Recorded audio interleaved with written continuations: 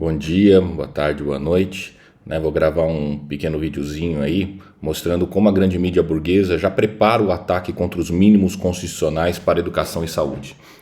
Já faz algum tempo aí que a gente vem tentando mostrar como o arcabouço fiscal é incompatível com os mínimos constitucionais, Mostramos já no outro vídeo algumas entrevistas do Haddad, do Paulo Bijos, do Rogério Ceron, da Simone Tebet, ministros e secretários de primeiro escalão do governo defendendo a revisão dos mínimos constitucionais para educação e saúde.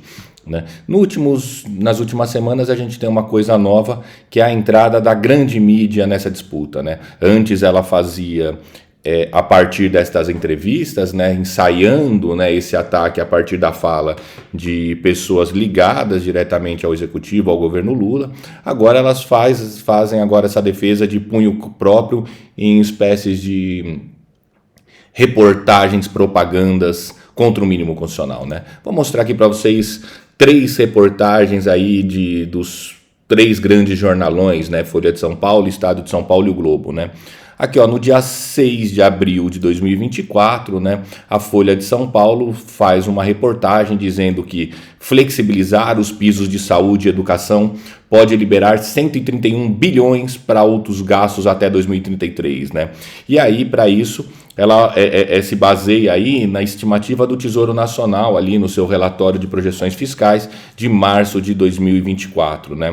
E a gente tem que ler isso quando a Folha escreve que flexibilizar os pisos de saúde e educação pode liberar 131 bilhões para outros gastos. Na verdade, nós estamos falando que flexibilizar os pisos de saúde e educação podem cortar 131 bilhões da saúde e educação.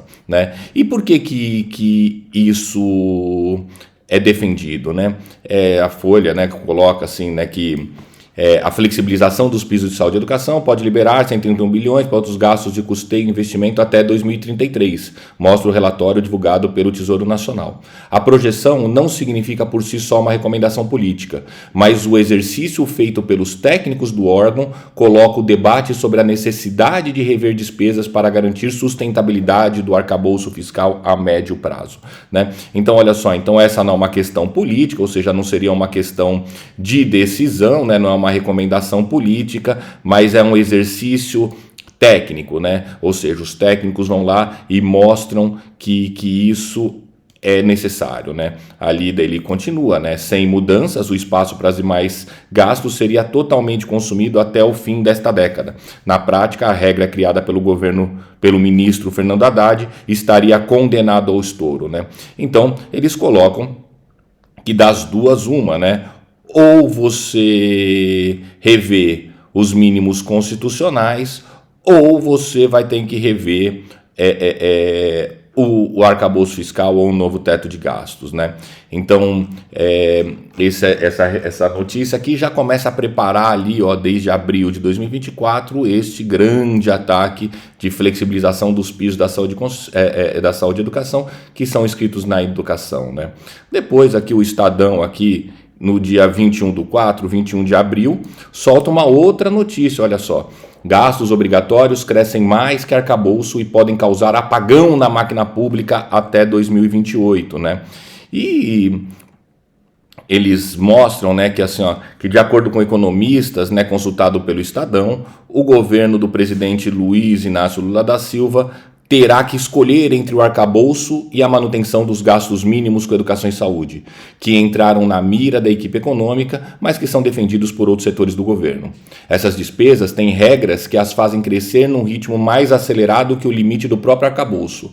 A nova âncora determina que os gastos podem crescer 70% da arrecadação do aumento da arrecadação, no intervalo entre 0,6% e 2,5% ao ano acima da inflação.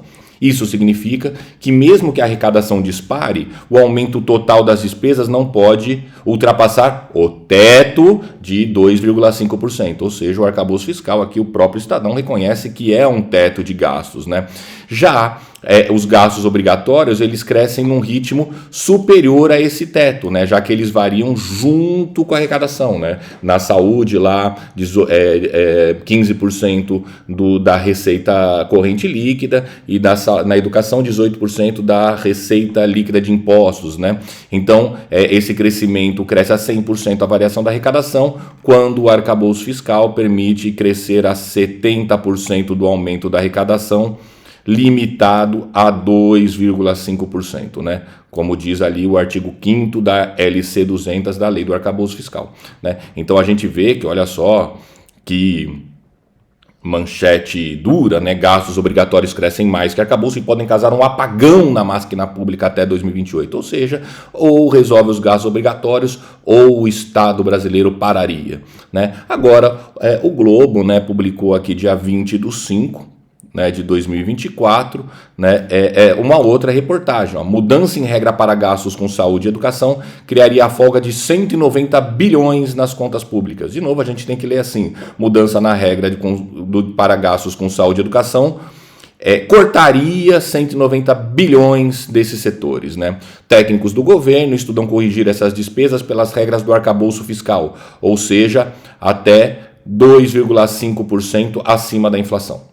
Né? Sem alteração, o orçamento ficará estrangulado a partir de 2028. Né? Então,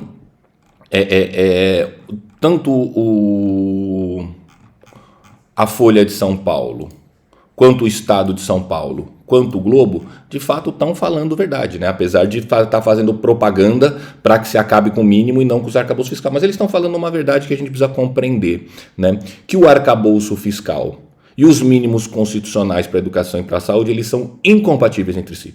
Né?